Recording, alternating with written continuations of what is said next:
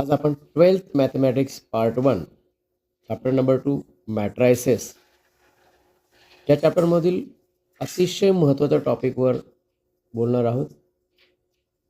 Board एक्झाममध्ये inverse आणि ॲडजॉइंट यावर प्रश्न हमखास विचारले जातात. What is the formula to find inverse by adjoint method? तर हा फॉर्म्युला बघा, a inverse is equal to 1 upon determinant of a into adjoint of a. म्हणजेच तुम्हाला ॲडजॉइंट मेथडने इन्व्हर्स काढण्यासाठी दोन गोष्टींची आवश्यकता आहे. नंबर 1 डिटर्मिनंट, ते तुम्ही इयत्ता 10वी आणि 11वी शिकलेला आहात. डिटर्मिनंट ऑफ ए. त्यानंतर आहे ॲडजॉइंट ऑफ ए. म्हणून आपण आज शिकणार आहोत व्हॉट इज ॲडजॉइंट. त्यानंतर what is the formula of cofactors. कारण ॲडजॉइंट काढण्यासाठी तुम्हाला कोफॅक्टर महत्त्वाचे आहेत. So first, determinant and adjoint are very important. We take the definition of adjoint. What is the definition of adjoint? Very easy. The transpose of matrix of cofactors of the given matrix is called adjoint. Listen again. The transpose of matrix of cofactors of the given matrix is called adjoint. It means that adjoint is nothing but it is the transpose. Whose transpose? It is the transpose of cofactors. Whose cofactors? Cofactors of the given matrix.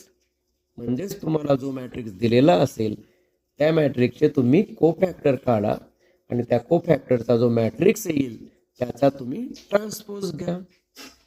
मग प्रश्न पडेल तुम्हाला की what is transpose. तर what is transpose of a matrix ते पण आपण समजून घेऊया. So transpose means interchange between rows and columns is called transpose of matrix.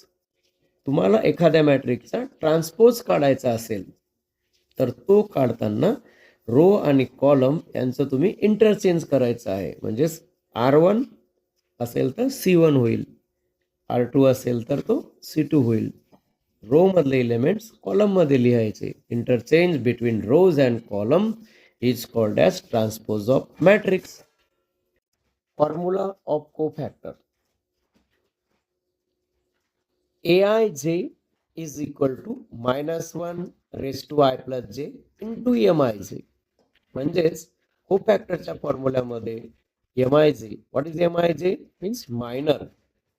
Aij ऐवजी तुम्ही Cij यूज करू शकता. Cij is equal to -1 raised to I plus j into Mij.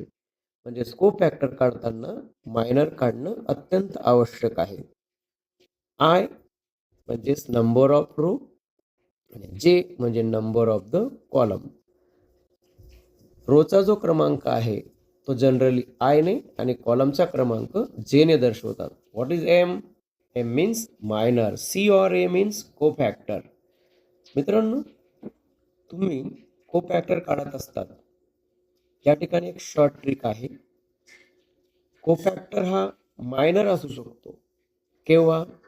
ज्या वेळेस I plus j even number येईल. Means Cij is equal to Mij when I plus j is equal to even number. Cij हा मायनरच्या opposite sign मध्ये असू शकतो. Means Cij is equal to -Mij when I plus j is equal to odd number. म्हणजेच तुम्हाला कोफॅक्टर काढताना मायनरची मदत मिळते. कारण शॉर्ट ट्रिक मध्ये असं सांगितलेलं आहे की I plus j जर इवन आला म्हणजे 2, 4, 6 त्यापैकी तर तुम्ही कोफॅक्टर हा डायरेक्ट मायनर लिहू शकतात. आणि जर I plus j ऑड आला तर मात्र तुम्ही साईन चेंज करायची आहे. ठीक आहे.